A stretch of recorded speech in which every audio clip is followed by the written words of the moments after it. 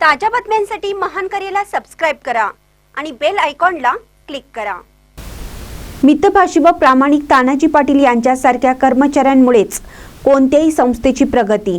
मंत्री Hasan Mushrif. Saraladevi Boys and Girls High School कागलचे वरिष्ठ लिपिक तानाजी पाटील हे अतिशय मितभाषी व प्रामाणिक आहेत। त्यांनी त्यांच्या जीवनात 34 वर्ष अतिशय प्रामाणिकपणे सेवा बजावलेली आहे। अशा प्रामाणिक कर्मचाऱ्यामुळेच कोणत्याही संस्थेची प्रगती होत असते, असे प्रतिपादन मंत्री हसन मुश्रीफ यांनी केलं। तानाजी पाटील यांच्या सेवानिवृत्ती आणि वाढदिवसाचे औचित्य साधून सत्कार समारंभ प्रसंगी नामदार मुश्रीफ बोलत होते।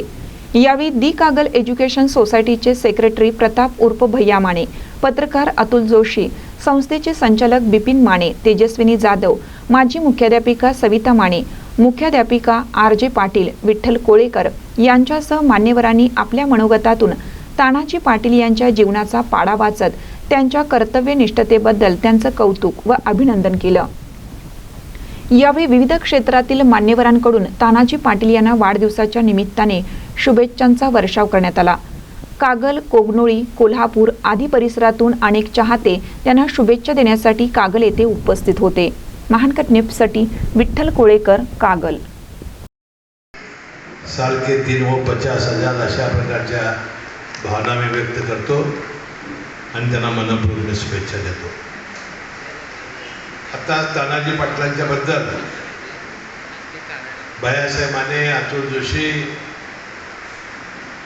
ज्यांची आजच कागल तालुका पतसंस्थेच्या चेअरमनपदी निवड झाली, कोल्हापूर काय ते श्री पाटील सर यांनी आपल्या भावना व्यक्त केलेल्या आहेत आणि ही वस्तुस्थिती आहे। 35 वर्ष त्यांनी या संस्थेमध्ये आपली सेवा बजावलेली आहे। एखादा माणूस किती प्रामाणिक असू शकतो, आपली सेवा अतिशय संस्थेच्या मालकाला जे मनामध्ये आहे ते करू शकतो आणि संस्थेच्या योगदानामध्ये जो वाढ एवढ्या पद्धतीनं वाढ करू शकतो, असं एक आदर्श उदाहरण द्यायचं झालं तर मला वाटतं या निमित्ताने तानाजी पाटलांचा आपल्याला देता येईल। त्यांनी 35 वर्ष अतिशय प्रामाणिकपणाने सेवा बजावली।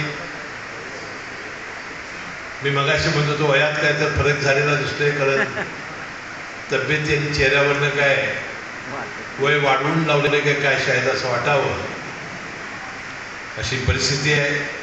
तानाजी पाटील त्याच्या बोटामध्ये तो सामावलेला आहे आणि त्यातूनच कदाचित तिथं काकांच्या बरोबर जे संबंध आले। कागलला BEd कॉलेजवर कागलला काही दिवस नोकरी केली आणि अनुदानाच्या चळवळीमध्ये त्या काळामध्ये तानाजी पाटील रुजू झाला आणि कुटुंबाचा घटक होऊन गेला। अत्यंत निगर्वी, मितभाषी, जरा ऐकू कमी येते, लवकर लक्षात कळत नाही काय बोलतात, परंतु संयमानं घेऊन प्रत्येक गोष्टीमध्ये